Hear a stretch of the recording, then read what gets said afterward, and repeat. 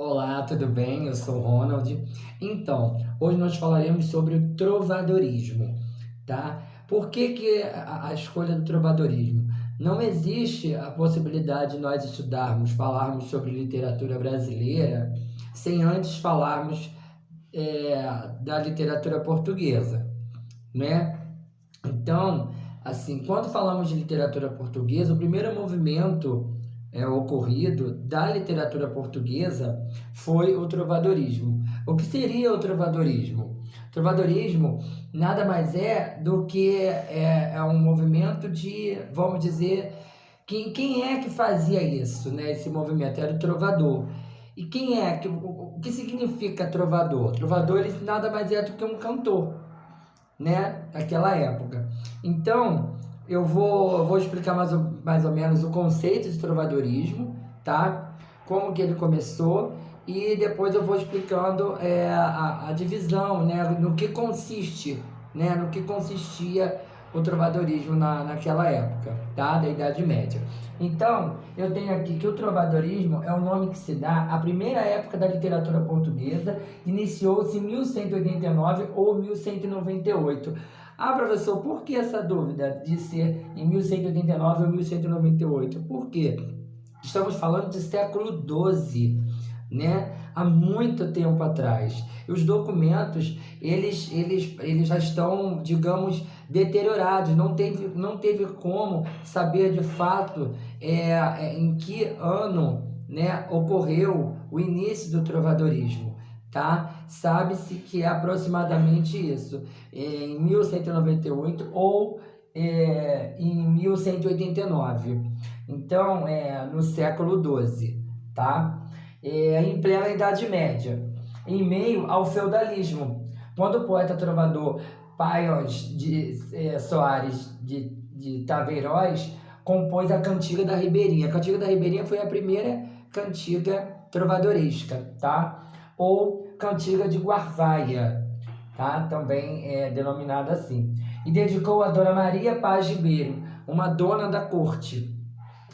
Então, o trovadorismo ele terminou em 1418, tá? Ano em que Fernão Lopes, né, foi nomeado guarda-mor da Torre do Tombo, dando início ao humanismo, tá? Quem iniciou o humanismo foi Fernão Lopes, que foi nomeado guarda-mor da Torre do Tombo.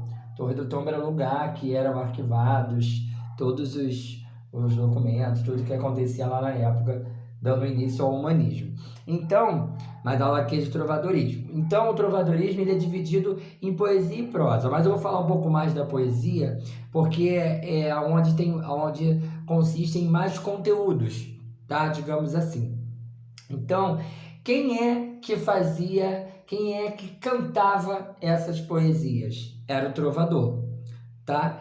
Aí, dizem, né, existem casos em que dizem que o trovador ele era pobre, né? Na verdade não, o trovador ele não era pobre, porque se ele fosse pobre, ele não teria acesso à leitura, ele não saberia ler para aquela época, né? Então, uma vez que ele conseguia ler e ele compunha, né? Ele era compositor lá da época, então digamos que ele não era pobre, ele não era riquíssimo, mas ele também não era pobre. Além do trovador, nós temos também o jogral, tá? O jogral, ele era, digamos, mas ele era pobre, mas ele não era tão pobre assim. Ele tinha uma certa regalia, porém não. Por quê? A diferença do jogral para o trovador é que o jogral ele não compunha, ele só cantava, tá? Essa é a diferença aí do jogral pro trovador. Além do jogral e do trovador, além do trovador e do jogral, desculpa, temos também as soldadeiras. O que seriam as soldadeiras? Era o único momento desse movimento trovadoresco em que a mulher ela entrava, digamos, nessa escola, né? Digamos assim, nesse movimento. Por quê? A mulher ela não tinha acesso, todos sabem que nessa época a mulher não tinha acesso a, digamos, nada, né? Então a mulher não tinha voz, né? A mulher não tinha vez. Então a mulher, essas soldadeiras, elas eram umas back vocal, digamos assim, daquela poesia que estava sendo cantada ali pelo jogral e pelo trovador. Então, era o único momento em que a mulher ela entrava, tá? Então, digamos assim, vamos dizer que o trovadorismo, ele foi uma escola, ele foi basicamente um musical, né? Ele foi basicamente um musical da Idade Média, vamos dizer assim. Então, assim, o trovadorismo, ele consistia em dois tipos, né? Em dois modelos, né, de poesias trovadorescas. Elas tinham dois modelos, as poesias líricas e as satíricas, tá? As poesias líricas, elas eram poesias que falavam de temas amorosos, tá? As poesias líricas eram somente de temas, as cantigas, né, elas eram constituídas de temas amorosos. E as satíricas, elas eram constituídas de temas críticos, tá? Ela falava de temas críticos, situações críticas, né, de tal pessoa ou situação. Então, assim, só que a poesia lírica, ela é dividida em dois tipos de cantiga, a cantiga do amigo e a cantiga do amor. Naquela época, cantiga de amigo, o termo amigo eles usavam como amante, falava-se assim. Por isso, cantiga, mas como assim de amigo? Né? Mas se eles estão falando de amor, né? Se são cantigas que falam de amor, porque, né? O termo amigo, porque naquela época era dito como amor, era amante, o termo amigo. Então, a cantiga de amigo era usado, era o eu, ele era masculino, tá? Na verdade, a mulher, ela que é aquela mulher na cantiga do amigo, é aquela mulher que chora a ausência do amor. Que geralmente eles iam para as guerras, né, para as lutas, e essas cantigas elas eram feitas para estes homens que iam embora, ou até mesmo que as trocavam por uma outra mulher, tá? As cantigas de amor, elas eram basicamente assim, elas eram feitas assim. É uma saudação ao homem que foi embora, ao amado que foi embora para lutar, ou que foi embora por causa de uma outra pessoa, de uma outra mulher, tá? Então, e a cantiga do amor, o eu é feminino. Ora, mas se o eu é feminino, mas, professor, você não disse que não tem a presença da mulher, né? Nessa época não existia a presença da mulher. Só que o que acontecia aqui na cantiga do amor? A cantiga do amor é um eu feminino, sim, porém, ela era cantada por homens. Era uma espécie de interpretação, né, da forma do pensar feminino, porém, quem cantava eram os homens, né?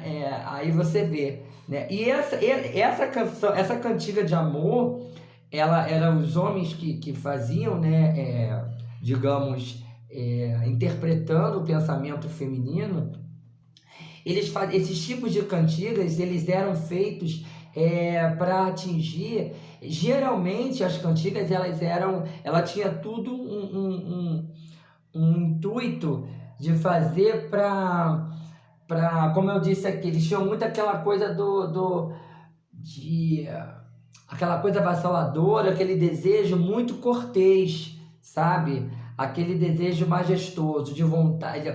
As cantigas, elas eram feitas para as rainhas, para as altezas, para as, vamos dizer assim, era um amor, era um ideal de amor cortês mesmo, sabe? Todas as cantigas eram feitas aqueles amores impossíveis, sabe? Inacessíveis. Para eles, nessa época, quanto mais inacessível fosse, né, essa cantiga, elas eram mais linda e perfeita. Essas eram as cantigas de amor, tá? Então, eles demonstravam nessas cantigas muita pureza, ou seja, resumindo, eles tinham um desejo muito grande em fazer cantigas para rainhas e amores inatingíveis, que eles não tinham como, não existia, fora do normal, ou era fora do que se imagina, né? O ideal de amor deles era um além, sabe? Então, assim, sem citar nomes, é claro, né? Para a época seria até, digamos, antiético. Então, assim eu digo que esses eram as cantigas líricas, tá? A cantiga de amigo e a cantiga de amor, tá? Que era usado em temas amorosos, essa cantiga lírica.